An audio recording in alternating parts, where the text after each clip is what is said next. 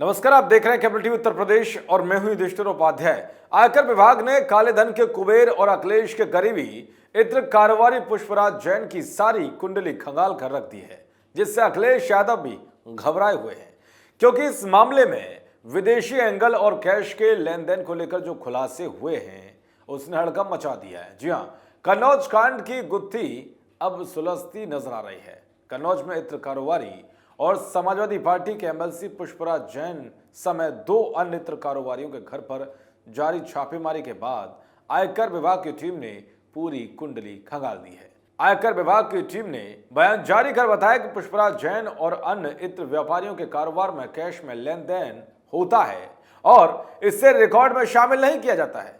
कुंडली खंगालने पर income tax के अधिकारियों को पता चला है कि कंपनी में खुदरा बिक्री का करीब 40% कारोबार कैश में ही चलता है। इतना ही नहीं, रेड में यह बात सामने आई है कि टैक्स चोरी के पैसे से भारत और संयुक्त अरब अमीरात यानी कि यूएई में संपत्तियां खरीदी गई। दरअसल आयकर विभाग ने परफ्यूम निर्माण और रियल एस्टेट के कारोबार में लगे दो समूहों पर 31 दिसंबर को तलाशी और जब्ती अभियान चलाया था। इन समूहों में कन्नौज से समाजवादी पार्टी के एमएलसी पुष्पराज जैन और मोहम्मद याकूब मोहम्मद अयूब की कंपनियां शामिल हैं। तलाशी अभियान के दौरान उत्तर प्रदेश के कन्नौज, कानपुर, नोएडा, हाथरस, महाराष्ट्र, दिल्ली, तमिलनाडु और गुजरात राज्यों में करीब 40 से ज्यादा ठिकानों पर एक साथ छापेमारी की गई।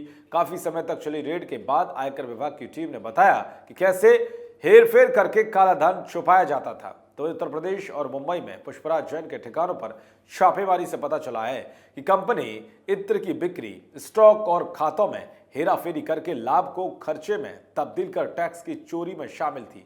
कंपनी की बिक्री कार्यालय और मुख्य कार्यालय में पाए गए सबूतों से पता चला है कि समूह अपनी खुदरा बिक्री का 35% से 40% हिस्सा कच्चा बिलों यानी कैश में करता है और इन नगद प्राप्तियों को नियमित पुस्तकों में दर्ज नहीं किया जाता। पता चला है कि खाते में करोड़ों रुपए चल रहे हैं। फर्जी पार्टियों से लगभग 5 करोड़ रुपए लेने का भी पता चला है। इनकम टैक्स को इस बात के भी सबूत मिले हैं कि हेरफेर करके लाभ को खर्च में बदलकर हिसाब आय को मुंबई के अलग अलग रियल एस्टेट परियोजनाओं में निवेश किया जाता है। इतना नहीं, भारत और संयुक्त अरब अमीरात दोनों में संपत्तियों को इसी टैक्स चोरी की आय से खरीदा गया है।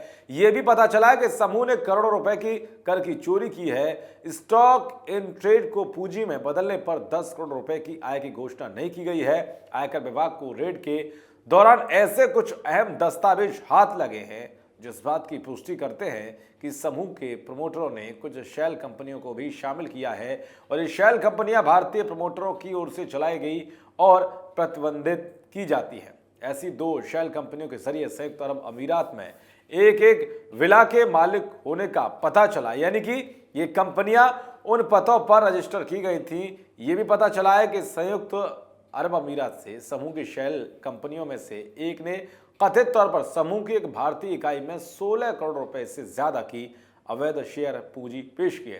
तो पुष्पराज जैन के यहां से 2.5 करोड़ कैश, 60 लाख की चांदी, 30 लाख का सोना और कोलकाता की शैल कंपनी से करोड़ों के लेन देन का मामला सामने है। तो इस तरह से आयकर विभाग की टीम ने कन्नौज कांड की पूरी कुंडली खंगाल दी है। आने वाले दिनों में और भी कई बड़े खुलासे होने की बात कही जा रही है। देखते रहिए कैपिटल उत्तर प्रदेश। नमस्कार।